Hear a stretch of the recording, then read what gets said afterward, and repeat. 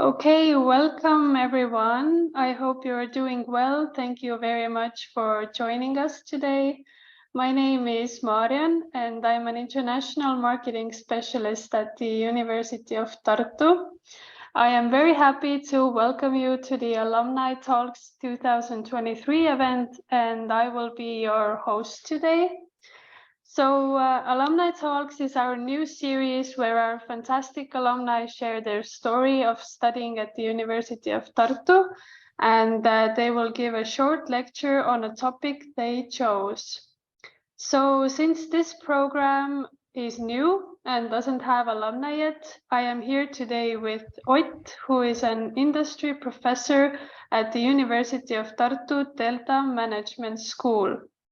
So Ott is an economist, entrepreneur, and sports activist. He is the founder and leader of SCULT Foundation, which is an international health lifestyle social enterprise and the leading figure behind the policy development company EstCorp. Ott also runs a popular international business and economy-related radio show Boom at the Kuku radio. And today he's going to talk about challenges, opportunities, and entrepreneurship in the public sector. So a few words before we get started. If you have any questions during the webinar, please leave them to the Q&A box and we will address them at the end of the webinar. If you have any technical difficulties, please contact us and we will try to help you resolve them. And also we are recording today's talk and all participants will receive a recording after the webinar. But now, without further ado, I would like to give a floor to our presenter today. So Ott, if you are ready, you can start. Yes, I am. I'm sharing my screen as well. So hope you see my screen. Yes. Thanks for having me here. It's my pleasure to give you a short talk about the challenges, opportunities, and the entrepreneurship in the public sector. I more or less talk about myself because my own background is that I started from the private sector and I ended up in the public sector. So it's a talk about my own experiences perhaps as well. First of all, as I said, that I have background from different areas, and this is one of the pictures what perhaps illustrates what it is. I've been serving the state as a civil servant at the Minister of Economic Affairs, as well as I was the Chief Executive Officer of Estonian Development Fund, which was state-owned think tank and an early-stage venture capital fund, which was, let's say, developing Estonian venture capital market both from the supply and demand side, meaning capital demand from startup companies and supply as a fund. And we did like co-investments together with private capital always to different Estonian startup companies. I have background also from sports. I'm running a healthy lifestyle social enterprise, which used to be an international sport volunteers movement. We do different services to the sports market, and sport is my hobby as well. And if I don't have anything other to do, then I'm a voluntary policeman, meaning that something totally different. And as I said, the sport is like my job already. So this police thing is my hobby. It's totally different things, totally different people, and you solve problems as they enter the door. So this is broadly my background on the picture. And this is a more like corporate view of the same thing. I started from car business. I was working for an IT company when I understood that kind of public affairs look interesting.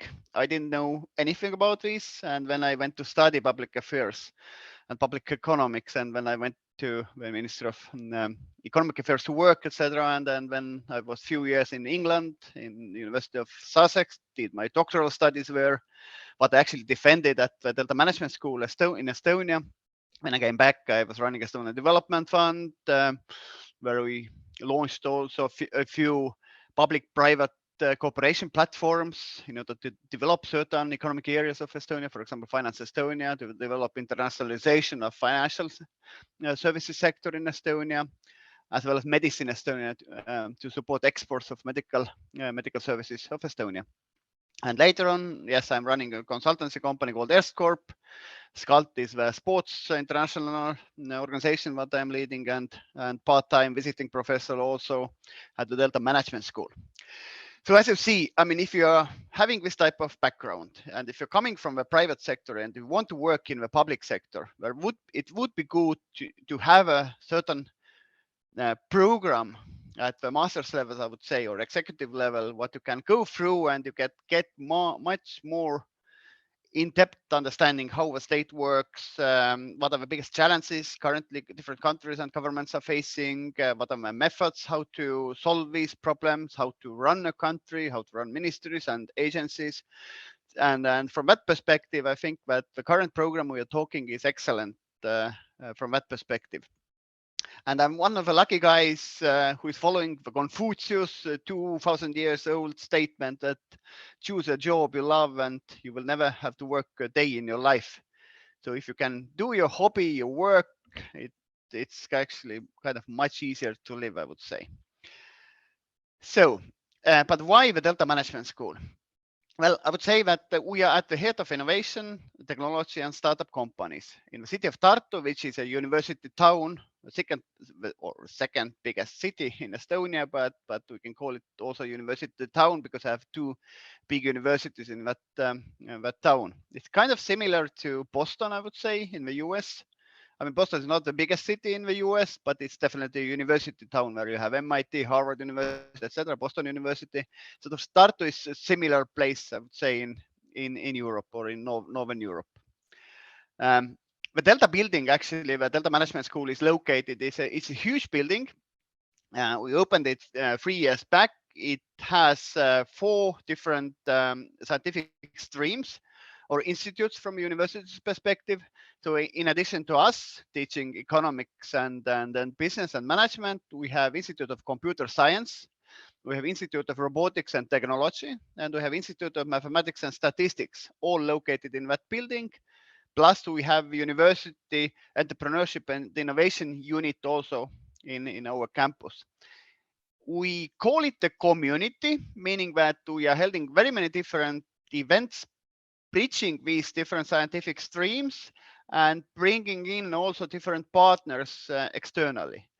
And once you have entered the door of a Delta building, you're kind of member of a community already, whatever you do, whether you're sitting in the cafeteria, taking part of one of the events we are holding, taking a micro degree, a full-time 1-year master's degree, or even a doctoral degree. So anyhow, you are part of a community. So kind of you who are already today listening the speech, you are kind of part of a community because you know something about the center I'm talking about.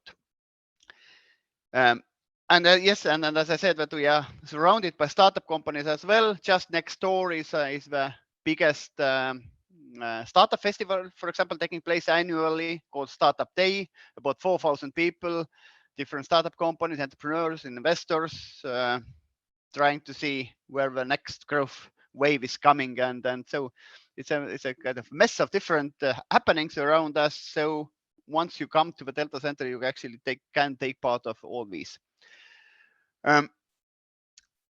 What do we think is that actually quite often people do strategies for the future. I mean, world in 2050, 2030, 2035. But what we're kind of thinking is that actually the future is now. Most interesting things are happening now, and we have to understand it. And we invite everybody to come on board and to enjoy it and to create the future because it's in our hands.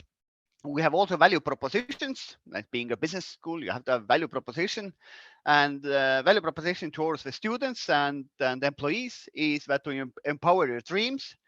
We are not dreaming instead of you. You have to have your own dreams, or you have to join people who have dreams. But what we can do, we can provide you with different tools and networks in order to help you to achieve these dreams. And we are also solution architects. As being kind of social scientists, we have an understanding that well, problems are not single disciplinary. problems are always, or challenges are always cross-disciplinary, and in order to solve something, you need to bring in different skills, competencies, and scientific streams, etc., in order to provide solutions to whatever complex issue. And this is a mindset we would like to teach also to our students, that actually you are the solution architect in your life, at work, wherever you work. And then if you have that type of mindset, yeah, the next picture would say that, would show it, that we are not that much focusing on solutions, but we are more focusing on problems and trying to understand what's the architecture of different problems. And once the architecture is understood, then the solution is, it's much easier to develop a solution. And I think it was Archimedes who was asked that if you are given an hour to solve a problem, what would you do? And he said that, you know, he would spend like 55 minutes on problem, trying to understand the fundamentals of a problem, and then only 5 minutes on the solution. And everybody who has done, I don't know, scientific work knows that the hardest thing is actually to set up a proper research question, answering to what is scientifically new and practically reasonable. So once you have that practically useful and scientifically interesting research question, then that's a question of methodology and sample, etc., how you solve it. But what we see in societies, especially politicians, for example, I mean, they jump to the solution immediately, not spending enough time on the problem and the fundamentals of a problem. What I believe, and what is important if you're working in the public sector, in the private sector, or in your personal life, different challenges and opportunities create context for us, meaning that we have to understand the different global trends surrounding us, which are providing us with context. We actually can't shift the trends happening anyhow, but we can be ready for these. Of course, I mean, science fiction is interesting and people never know exactly what's coming in the future, but we can be much more ready if we are challenging ourselves, trying to understand what comes next. And there was a study, actually, it was published in Harvard Business Review in 2007 already, and it was called Forward Thinking Cultures. And what they concluded was that actually future orientation leads to success. But even if we don't know actually what's happening in the future, if we trying to think about it, trying to play it through, trying to play through different scenarios, trying to understand how different trends are influencing us, we tend to be faster than others. And here you see that they have done on one axis you have competitiveness, and on the other axis you have future orientation. And you see that the countries which are more like future oriented tend to be more competitive. So meaning that there is some sort of financial reward from that future orientation in terms of competitiveness of a country or a company or a project. And that's why I'm talking about the trends before I go to that entrepreneurship and innovation in the public sector, because trends create us the context, which create us challenges as well as opportunities. I think it was 2012, IMF, actually the World Bank was partly financing a study, and then the book was then published, New Structural Economics. And what they concluded was that, you know, on Earth we have like 192 countries in the UN. Most of these countries would like to be kind of knowledge-based economies, etc. But what these guys actually studied, they studied different countries across the globe, actually all the countries across the globe over the last 50 years. And then they're trying to understand how many of these countries were actually going from middle income to high income or low income to middle income. And then the number of countries which stayed actually in that economic development level that they were. And what they concluded that slightly more than 10 countries were only going from middle income to high income over that 50 years period. But even if all the countries would like to be like knowledge-based rich economies, only very few actually get there. And if you start seeing who these countries were, I mean, you see that Asian tigers, Japan, South Korea, Taiwan, Singapore, Hong Kong, these countries actually were ones who went up. From Europe, I think there were Finland and Ireland.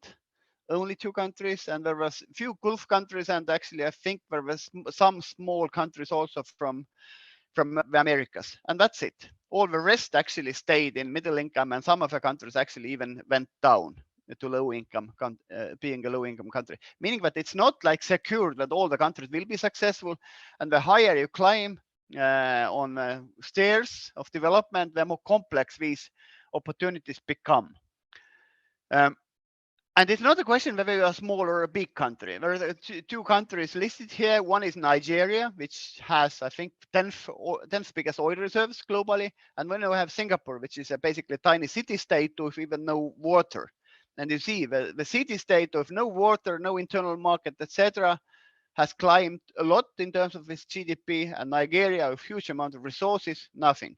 Meaning that it's not about the question, not question about your size in terms of people, workers, consumers, but it's a great creativity issue and a creative question, and it's extremely complex. How you grow big without having even internal market and some resources. It's not also the question about high tech versus low tech. I mean, you can be very low value added company in high tech. For example, the company putting together iPhones, I think it gets like €5 per one iPhone putting it together. But it's a high tech company putting together iPhones, but very low value added,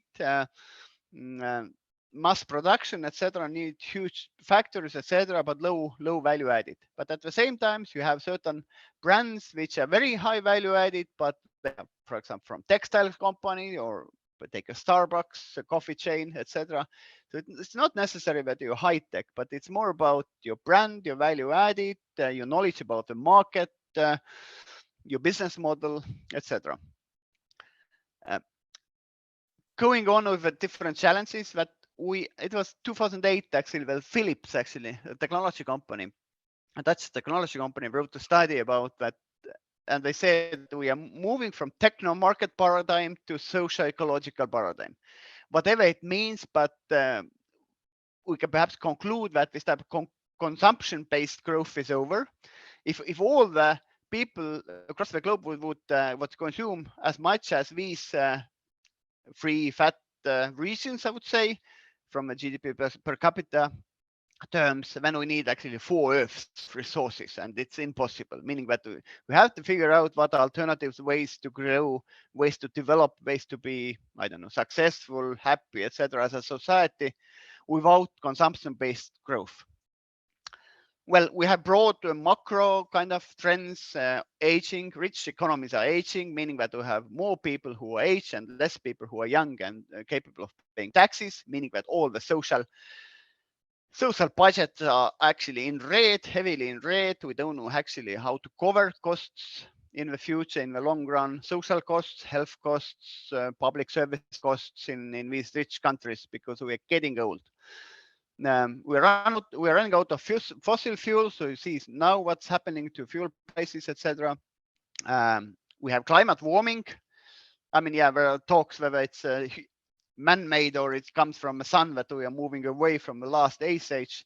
But whatever the reason, there is a claim, for example, that in 100 years' time, world sea level would rise 1 meter. What does it mean to the Mother Earth and the people living there? We know that 50% of people actually live 10 kilometers from a coast or closer, meaning that actually cities are moving inland. Inlands, if this comes true, that the world sea levels are growing. And of course, we are running out of fresh water as well. And actually, currently, the richest countries on Earth are running out of water.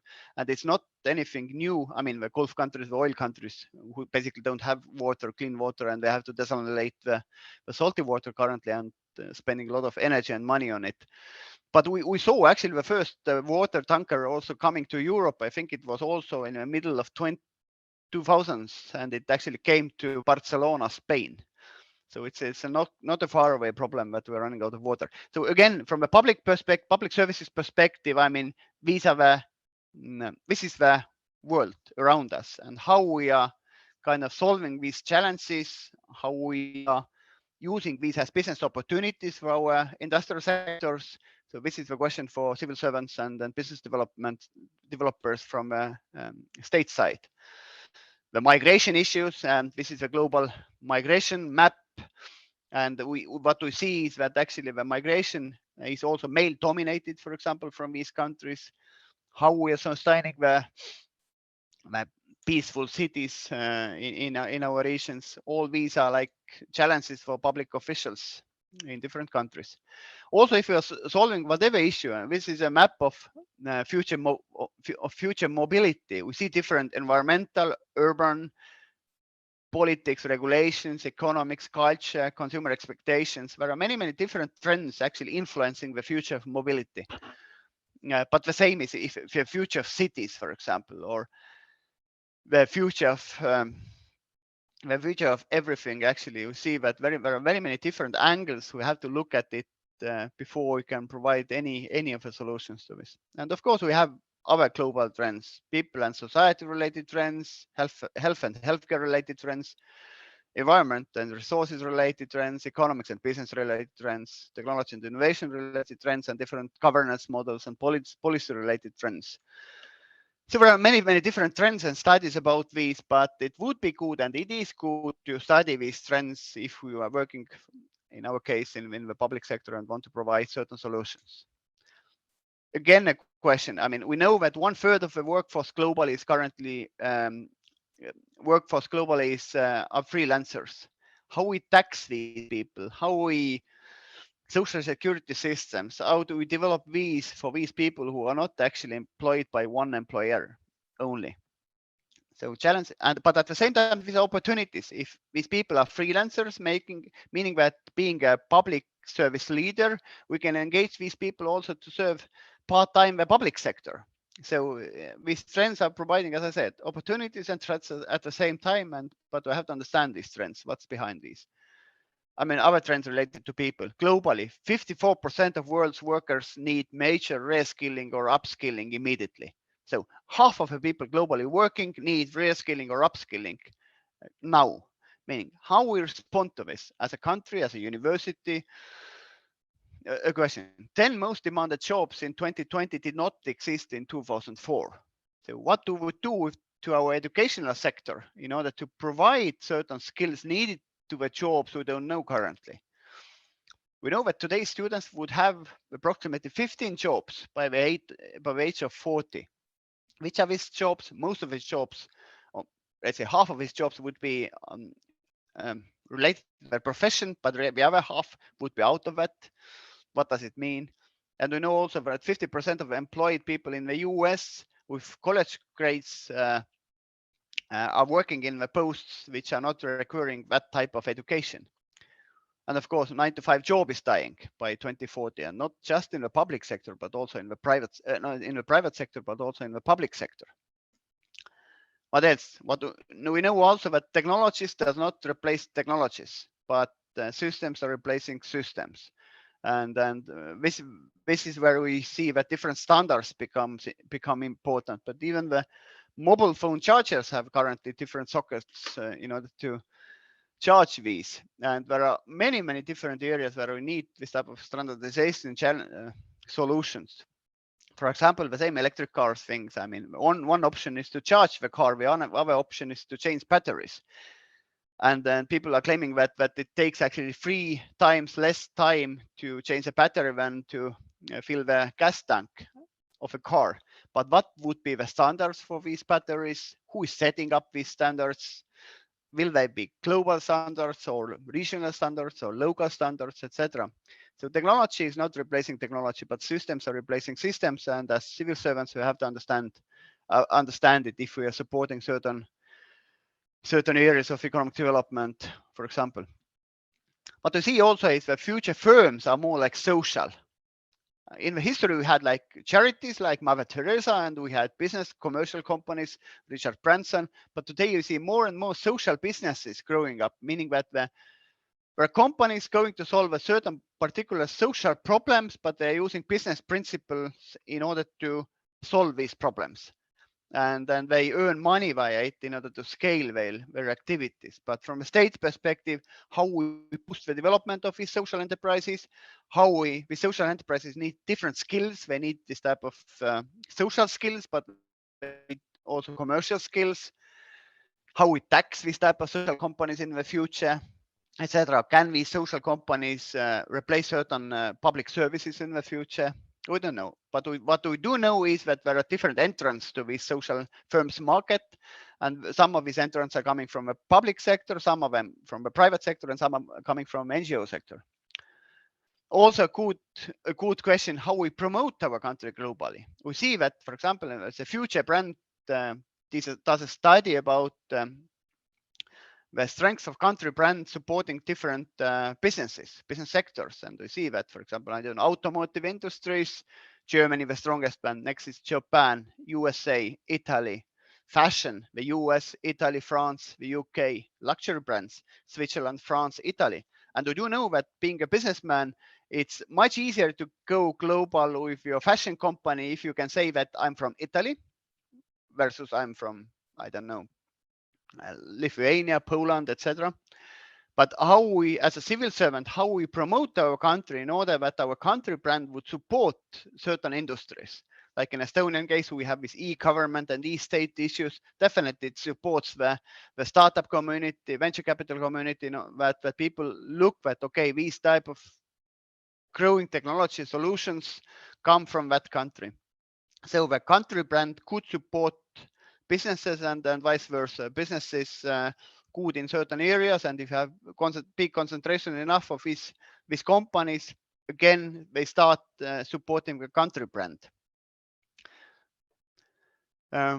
What's important also is, as being a small country, you have to understand that your local market is too small to get rich or become big as a company, meaning that you have to be like born global from day one.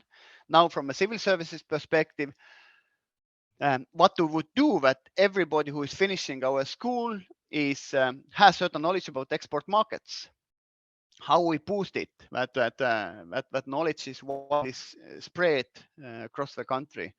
Does it mean that everybody who is studying something at the secondary or higher education level, they should spend at least, I don't know, a year abroad somewhere? So how we engage this type of international market knowledge into our core competencies in order to be successful? Because as a country, as such, as I showed you the Singaporean case, small countries can't become rich just based on your local market. And that's why, from Estonia's perspective, we have this e-state solutions trying to redefine the governance democracy issues, also simplifying the life and business in a country, but also globally. We have an e-residency system, for example, that you can become an Estonian e-resident without actually living a day here. And you can run a company based in Estonia, not actually living in Estonia. So there are different methods of being a state and trying to solve this kind of small country problems or challenges. And then, but being a civil servant, you have to understand these options and stories, and that's why we have also the program we are currently talking about. And if you would like to see more, understand more of this type of principles, then through that program, at least you will definitely get this knowledge. Another area, inactivity challenge globally. We know that 2/3 of Europeans are inactive. 4/5 of our children do not move enough, meaning that 60 minutes a day. These are actually sick middle-aged people. We know it, they don't know it currently. But what we do know is that once they are sick, our state budgets are not being enough in order to cover it. As I said, we have less and less taxpayers, and people live longer because of medicine, etc. So, but inactivity challenges were, but what states currently do? They spend most of their money on treatment. But the same Institute of the Future, but also World Health Organization is saying that only 10% of personal health comes from access to care, meaning that access to medicine, access to hospitals. More than 50% of personal health comes from health behaviors, meaning lifestyle, meaning are you physically active, do you sleep, what you eat. 20% is related to environment, different accidents, etc. And 20% comes from genes. So we see that roughly 90% of our personal health is actually preventive, and 10% is which is once we are already sick when somebody starts repairing us. But most of the public policies currently and public finances related to health are going actually to these hospitals and medicines. But from a public perspective, public policy perspective, we definitely need solutions for these preventive activities globally and locally. And so another area of challenges what we are facing. So we have been talking now about the different trends and challenges which need solutions, and us as a sort of civil servants, so we need to provide these solutions. But this definitely requires innovation and entrepreneurship in the public sector. So, and sort of the anatomy of an entrepreneur is that you have to have knowledge, you have to have a passion, and you have to have fire in order to do something. And we know also in the public sector where, I mean, Max Weber already wrote that, you know, in the public sector, people get higher posts, the ones who are kind of following exactly what the leaders are saying to them. But these entrepreneurs are never the type of people, meaning that you have to understand, yes, to secure the, I don't know, the sustainability of public sector, etc. We need people who stay there longer as well, but we definitely have people who stay there shorter periods. And then we have to understand and think how we can utilize these people in order for them to, because these are the people who are running different innovation projects, are like different project leaders, etc. So we definitely need these type of people in addition to typical civil servants, Weber civil servants, as well in the public sector. And it's not that everybody should be innovator in the public sector. There's a diffusion of innovation model currently I'm presenting you from Rogers, from actually it's done first on 62 already. And they're saying that from 100 people, there are only 2.5% of people who are innovators, meaning that from 100 people, you have 2.5% innovators, or from 100 people, 2.5 persons who are innovators. And then you have early adopters who are following closely these innovators. And then you have like early majority, the pragmatists who are following something is if they see that, okay, kind of it feels that it's worth following. And then you have conservatives, late majority who join you later. And then you have all the skeptics who will never follow you. But if you are seeing only these skeptics, then nothing will be done. So you need these innovators, but it's not that everybody should be innovator. But if you don't have these innovators in your public service, then you have a problem. Kishore Mahbubani, he was the Singaporean ambassador in the UN, once said, he was a teacher of me once while I was studying in Singapore, and he told that, you know, the world is experiencing a shortage of leaders who rule with mind and heart. Meaning that there are many leaders globally, but we see from a Russian war in Ukraine that we have leaders, but they completely put their attention to wrong places. So we need much more this type of leaders who do have mind, so they understand where the world is going, they have skills and tools, but also they have a heart in the right place. There's a good model of understanding innovation in the public sector. It's called a Troika model of innovation. And it shows that actually there are 3 different types of innovation promoters we need to have in order for innovation projects to succeed. We need a power promoter, meaning a politician or a leader or a CEO of something who is willing to accept innovation and who is demanding for innovation, who is willing to accept different risks, etc., who is willing to motivate others. And so this is a power promoter. Then you have to have a process promoter. The process promoter is sort of an architect of solutions. If a power promoter says that we need to solve certain issues, then the process promoter would, let's say, draw the solution. And then you have a technology promoter who actually develops the solution for you.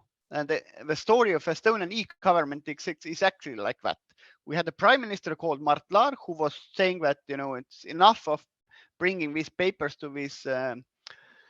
these governmental meetings, that perhaps we can solve it somehow with a computer. When we had a Linnarvik, who was a process promoter, who said that yes, it can be done, and this would be the layout of that system, I would say. And then I have had, I don't know, Tarvi Martens and others who actually were technology promoters who actually did the solution.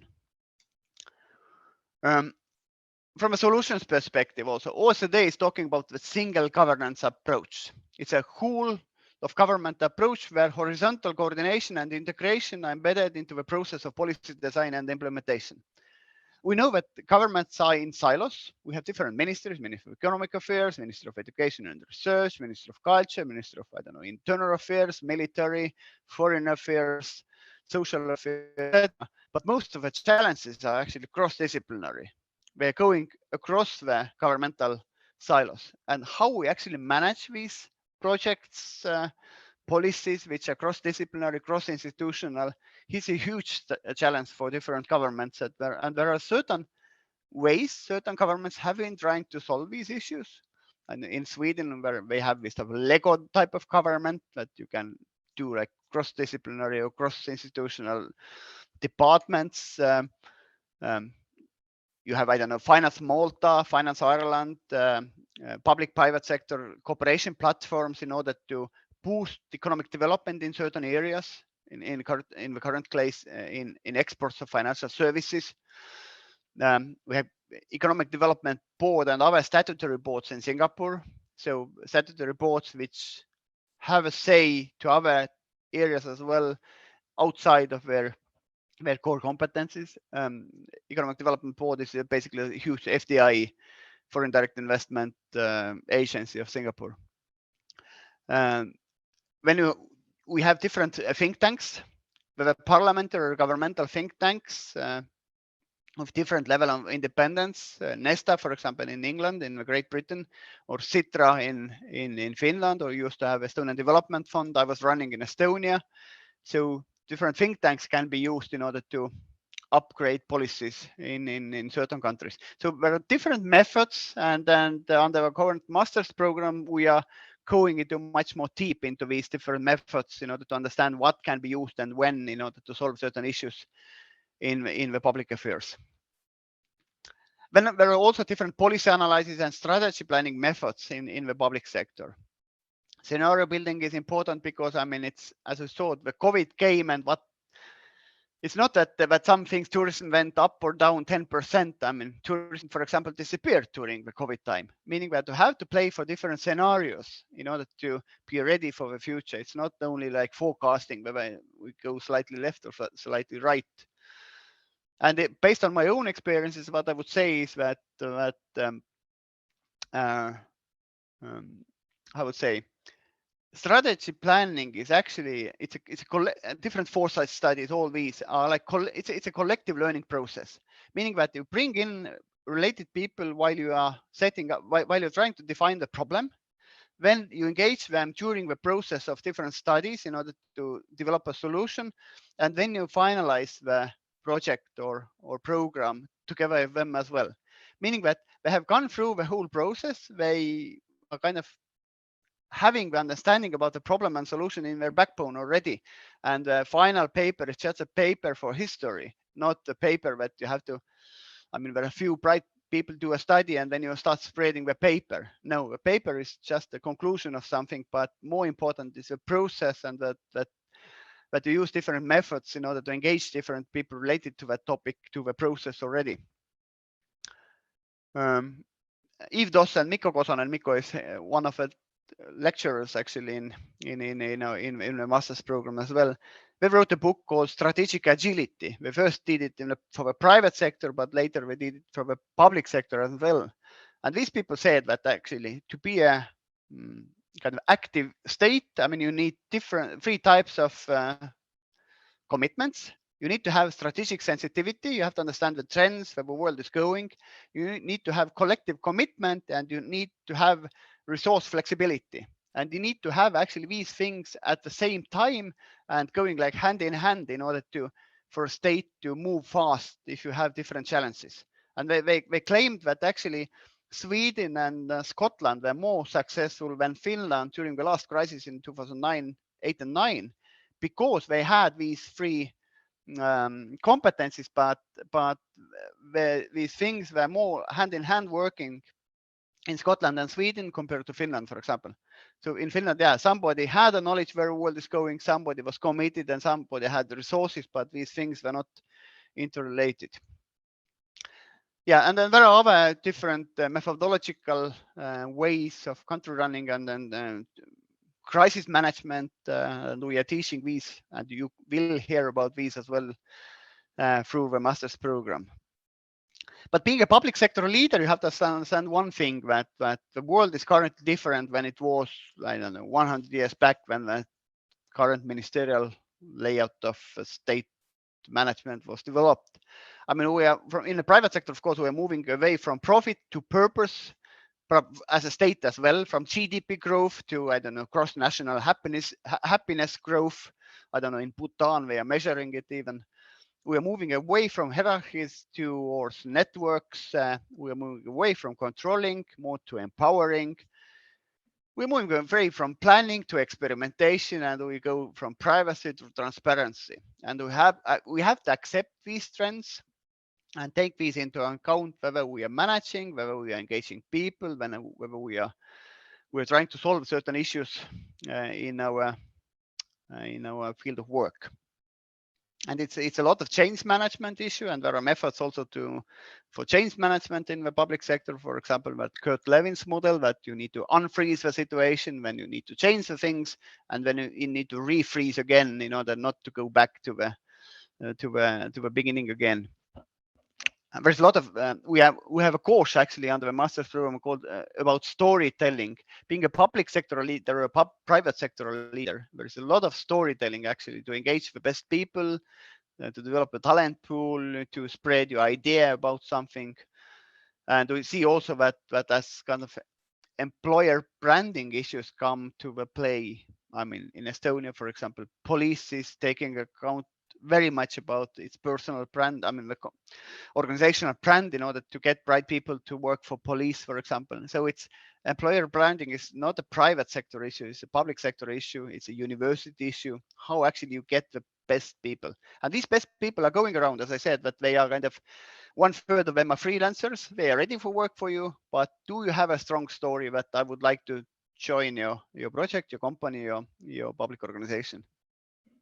And as a public sector leader, I mean, I would say that you are more like a mentor. It's like a playing coach, I would say. It's not that you are kind of top-down leader. I mean, it's mentoring, it's inspiring, you are educating your people, you're coaching them, you are sharing your knowledge, what you have, your influencer in terms of your skills, and you are the one who need to encourage people around you. And now, while you are doing like semi-digital organizations, we are running them. Now it's even more complicated for public sector leaders how to engage people around you and how to move your organization to the direction you would like to move. Now, a few words about the program, and then my talk is over. So the program, 1 year's master's program we were talking currently is Entrepreneurship in Economic Policymaking. It's totally new program.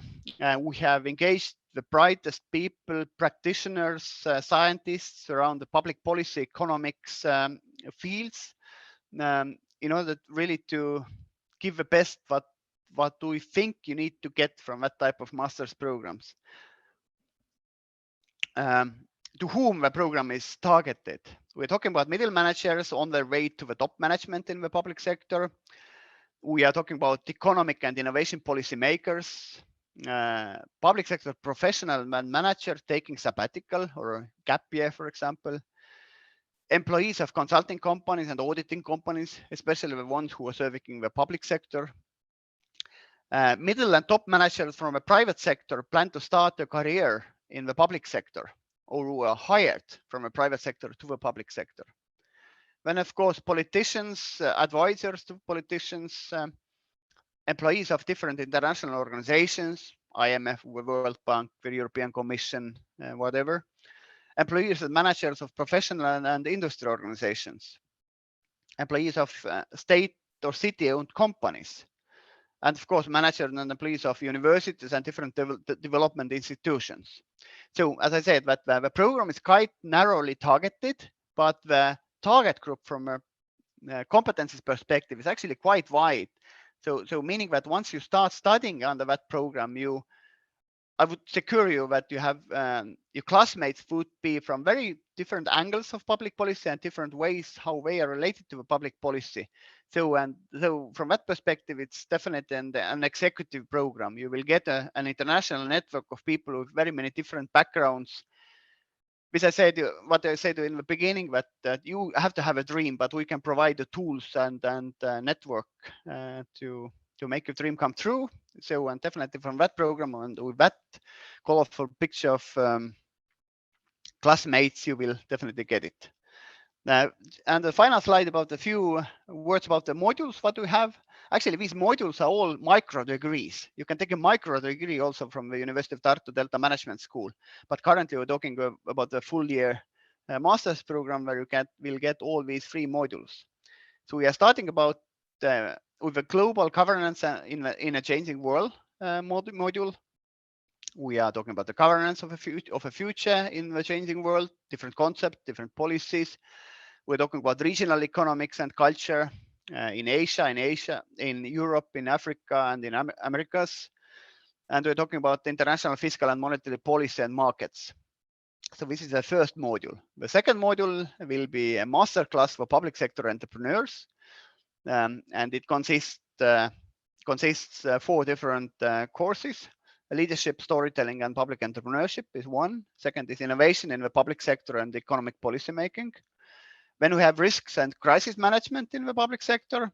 And then we have experimentation in economic policy making. And the third module is kind of IT related module, I would say. So it's economic policy making in the digital age. It is starting with e-Estonia masterclass. You will hear everything related to Estonian e-government history, tools, systems, etc. Then digital public finance and service development. And the third will be big data analysis and real-time economic policy making. The fourth is international digital regulation, data protection, competitiveness policy, and finally, economics of cybersecurity and defense. So you see, it has world trends perspective, world economics perspective, public leadership and management perspectives and tools, and then e-governance related regulations, policies, practical cases. So this is what we offer. And finally, there is master's exam and you get a degree. So this is the master's program. I would sincerely invite you to study there. We have, as I said, that the faculty is very strong, both practitioners as well as scientists, and from different countries. We have lecturers, of course, from Estonia, from Finland, from the United Kingdom. So quite the international pool of faculty behind that program. So please come and study with us, and hope you enjoyed that brief lecture from my side. Thanks a lot.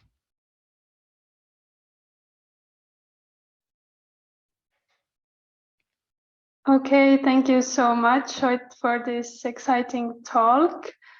And now it is time for some questions from our audience. So just a reminder, please type your questions to the Q&A box. And if you could please stop sharing your screen now. Yes, thank you. So we have time for a few questions, and I would like to start with this one. Are there any direct collaborations with companies in Estonia that involve students during their studies? For example, to review the company policies or something like that? Yes, we have. A short answer would be, of course, the program is more targeted to policy making, meaning that from a state's perspective, and more these opportunities would come from different ministries, I don't know, Bank of Estonia, other institutions who are policymakers or players in the public sphere. But we also have cooperation with different intermediates, industry organizations, for example. So it depends on your interest, depends on your focus, or depending on where you would like to work in the future. Definitely, we have all these contacts, and we can provide you what you demand, actually, from that perspective, and actually both in Estonia and abroad as well. Okay, thank you. So the next question would be, are there any professional student organizations at this program that are possible to join? You are welcome to join actually all the student organizations what we have. For example, we have marketing club, we have economics club, we have investment club. So you are most welcome to join these different clubs. But the Delta Management School itself is, as I said, we are a community. So basically, that even if you're not belonging to any of these clubs, you're more than welcome to provide your inputs while you are developing, for example, different. We're organizing many different events. Delta Management Conference, for example, Delta Economics Conference, International Delta Trends Day, which is a fully digital TV show, one-day TV show we broadcast from the Delta Center.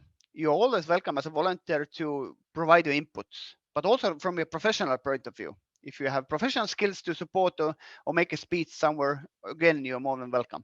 So from that perspective, we are quite kind of flat. Actually, our courses and classes are quite small, meaning that we can provide quite personal teaching. And having these personal relationships, it makes much easier actually to do things jointly. So no ceilings from that perspective, and many opportunities. Okay, thank you. I'm also actually a part of the marketing club, so I recommend that to anyone who is interested. And let's take this question. What are your favorite and most efficient small steps to start a healthier lifestyle? I think the easiest thing would be that if you would take like 4 days a week and you spend an hour of walking, running, biking, swimming, whatever, but you have to do it continuously, meaning that 4 days a week, let's say 5 days a week, even better, but every day 1 hour of something, and then that your back is slightly wet as well. Because I mean, the body it's like a car basically. For your car, you can't put in more gasoline what you're consuming. But in terms of your body, actually, I can eat more than I would consume, and meaning that I would get bigger. But if I consume, meaning that I spend the similar amount of energy what I eat in, I mean, things are in balance. But what is actually, we're going to different areas, but actually, if we're talking about physical activity, when there are studies made in Norway where they were trying to see what they took actually people with mental disabilities, and they compared whether they wrote prescriptions of antidepressants for these people, or they wrote sort of prescription for forest run or walk or biking. And that forest biking or run or walk was like 4 times more efficient in solving mental health problems than the prescription of antidepressants. Meaning that it's like I think it's even the definition of health is like it's a physical, mental, and social well-being is health. It's not only being physically fit or being mentally fit, it's being also socially fit, meaning that you have work to do, you have education proper, you have community around you. And these 3 angles of health are actually interrelated. So meaning that, for example, in Delta, what we promote a lot actually, first using stairs instead of elevators. But what we do also, we do like outdoor meetings. For example, one meeting, you can go out for a walk, and there are basically a river and parks around the Delta Center.